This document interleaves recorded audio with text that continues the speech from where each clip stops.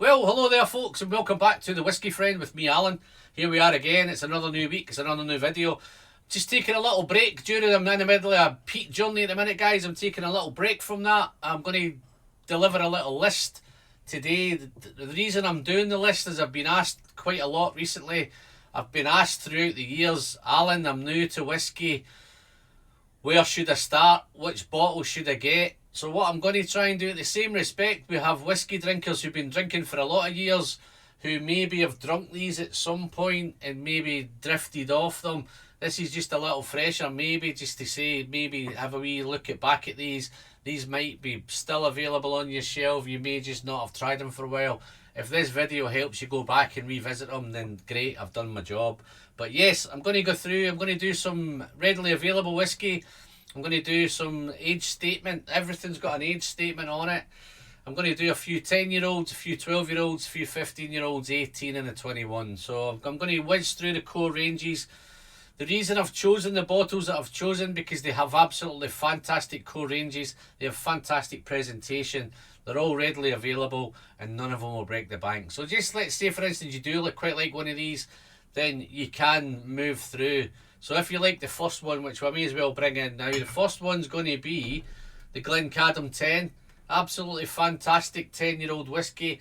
Beautifully presented. It's non-chill filtered. It's natural colour. It has an age statement.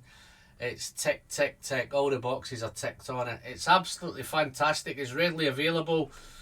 Won't break the bank. It's anywhere in that £30 to £35 mark. If you can get it around the £30, I recommend you buy a case of it, because I think if you've not already tried this or you've not sampled this somewhere online, once you pick up a bottle of that, you'll be reaching out to buy another one.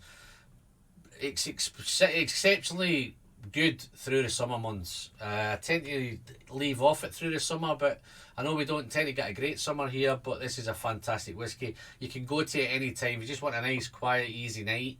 It's fruity, it's floral, it's sweet, it's malty, it's got these beautiful cereal notes, it's lots of apples, lots of pears. It's very, very, very fruity, it's very bright, it's luxurious, it's superb quality.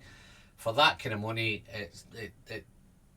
it's a no-brainer, guys, if I was being honest. And at the same respect, you can go through the core range. You can go through, there's a 13-year-old, there's a 15-year-old, there's an 18-year-old, there's a 21-year-old, there is a 25-year-old as well. I have reviewed all of them, so at some point, if you want to go back and check these out, Glen Cardone's a great place to go. Everything's naturally presented, wonderful, and it doesn't break the bank with prices. I'll come on to the prices a little bit later, because there's a wee bit of a bugbear at the minute with pricing. So absolutely fantastic. 10-year-olds, I could have chose lots. I could have chose the Arran 10. I think I've done enough Arran 10 this year, so Arran 10 would easily be on this list. Ardbeg 10, if you want something smoky and peaty and Islay, then the Ardbeg 10's a no-brainer. But also, I've a couple other smoky ones I could have picked up. I could have picked up the Laphroaig 10. If you want something smoky, from Tobermory Distillery up there in the Isle of Mull. Could have went back on the Islay and done a Port Charlotte. The Port Charlotte is giving you a wee bit more ABV at 50% ABV. Beautiful, smoky, briny, coastal, all that maritime Islay quality. Very, very smoky. That's the 10s covered, guys. So I'm going to move on to the 12s. So I've got some 12-year-olds here for you as well. So first one's up, it's a no-brainer. It had to be the Dangerous Dram. So the Dangerous Dram from Glenfarclas, the Glenfarclas 12. Absolutely wonderful. Yes, it's 43%. Yes, I think it's a little bit chill filtered. I do believe it's natural colour. The advantage with I find with Glenfarclas, it's got those gas-fired stills, so everything seems a little bit, although it's 43%, it doesn't drink like 43%. It's typical Glenfarclas, it's sherried, it's got lots of sherry influence. Absolutely wonderful. Again, you can go through the core ranges. You've got the 12, the 15, the 18, the 21, 25, 30, 35, 40, 50 single casks, family casks. Glenfarclas has all of it. So if you do become a Glenfarclas fan, this would be a great place to start. If you're already a Glenfarclas fan, then you'll know all about this. You'll know all about the 15. You'll know all about the other stuff.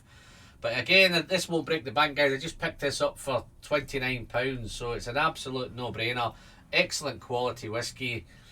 Wonderful, wonderful stuff for Glenfarclas. But other 12-year-olds, you could head back to Islay.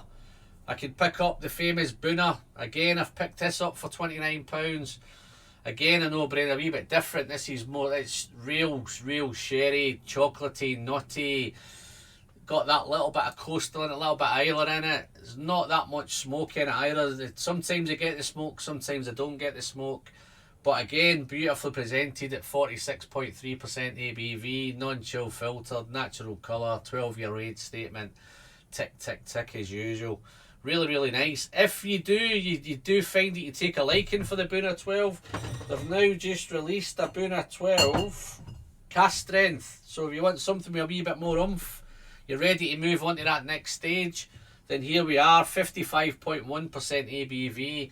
Yes, guys, I have reviewed all of these. I've reviewed all the ones I've done, so if you want to go back and check them out, I've just recently done the 55.1, and it's not, if you're expecting the Boona 12 just with the volume turned up, it gives a wee bit more than that. I think it's a real quality whiskey on its own. Yes, it's £75, so it's starting to stretch that 75 price bracket, but absolutely wonderful. If you're a Boona fan, then it's definitely worth picking up.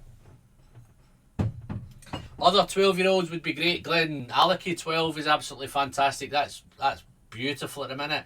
Glendronach 12, Glengarry 12. The list is endless. The Glengoyne 12. So there's masses and masses of 12-year-olds out there, but these are just the ones that seem to resonate with me.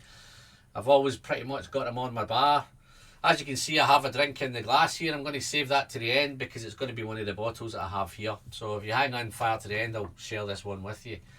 It's just open, it's been covered up now, and it's just letting it kind of settle down in the glass. So let's move on to some 15s, guys. So the 15 one I'm going to recommend is, again, it's Glen Alecky. So the Glen Alecky 15, as you can see, I'm doing quite well with that. Loving Glen Alecky. Glen Alecky 15, absolutely fun. Again, fruity, sherry, sweet. I didn't really get on with this at the beginning. It was one of those whiskies that takes a wee bit of time, and I find most Glen Aleckys, I don't really resonate with them at the beginning. I think once the bottle starts to open up and oxidise and the levels go down, then I think the Glenfarclas gets better. This is really at the this is probably at its best now, where I've got it down here. As I've got kind of halfway down, it's started to improve. It's got much better. And I believe there is a new 15 out, which I've recently just got on order at the minute, so I'm waiting for that coming. It's a little bit darker, a little bit fruitier, and it's getting good. There's some people are talking about it on social media at the minute. So other 15-year-olds, you'll probably know, guys, I'm a fan of the Glendronach 15, always have been, probably always will be. They have messed around with the presentation a little bit at the minute, so I've kind of given it a little bit, I've sidestepped it a little bit lately, but it's still on my shelf. It still gets sipped regularly. It's still fantastic whiskies. There's lots of Tamdhu 15s out there. Just think I've got any other 15s handy. Glen Scotia 15 is a no-brainer. Depending on your cask liking, whether you like sherry, and bourbon, there's so much variety out there. And again, the core range is fantastic. They've got fantastic 10-year-old cask strength, which everybody's raving about.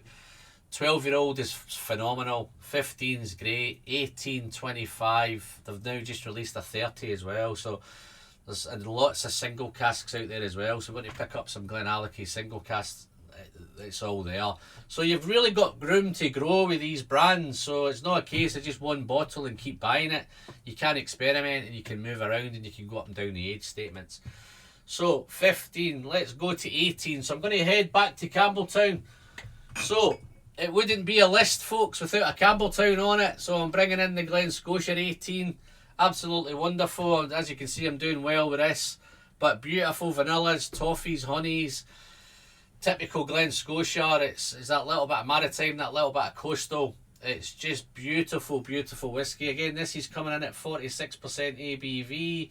Non-chill filtered, natural colour, all the great stuff. But this is just real nice. Price point, this can vary. This is the one that can vary on price. You can pick it up for about £80. I think I got a steal with this and I picked it up for 60. So if you can see these whiskies at that kind of money, this is a no-brainer. Absolutely fantastic. And then Glen Scotia, again, you've got the core range. You've got the double cask as the kind of entry level. You've got the 15, you've got the 18, you've got the 21, you've got the 25. So again, there's a nice wonderful core range in all of these. Absolutely fantastic. And it gives you a beautiful insight to Campbelltown. See, Glen Scotia's probably always been the ugly duckling on Campbelltown, it's lived in the shadows maybe of Springbank and Glengarry at Kilkerran, but not recently. The last couple of years it's really come out and standing out there on its own. So yeah, definitely if you get a chance, guys, pick up any of the Glen Scotias. So that's the Glen Scotia 18. Some of the other 18s I've been thinking about, maybe with the Glendronach 18, the Nanock 18, lots of 18s out there, Talisker 18. The list again's endless, but again it's those different types that you like. So 18s are covered. Let's dive onto the 21 now. So I've got a 21 here. It's a independent bottler, this one. So it's the Gordon MacPhail collection. It's a Bloor 21. This was my whiskey of the year 2 years ago, so it's highly recommended by me. I've picked up a few bottles of this. Absolutely wonderful. Again, it's 43% ABV, but again with Gordon MacPhail, that doesn't ever seem to be an issue with Gordon MacPhail. Again, it's typical Bloor. It's fruity, it's sweet, it's engaging, it's got nice complexity. It's just a wonderful whiskey. Vanillas, honeys, toffees, you know, pet poached pears. There's lots of syrupy fruit. It's just a wonderful, some nice spicy elements. Really nice. And just to let you know, folks, 21-year-olds, you can pick up a Glendronach 21. You can pick up a Glenfarclas 21, a Glengoyne 21. There's lots of nice 21s out there. This for me is probably one of the one I've just popped regularly on my shelf recently over the last couple of years, and it so happens to be the one that my whiskey friend Coyne has covered up, guys. Bloor 21 in the glass. Let's have a little sip and then I'll get this concluded and I'll get going.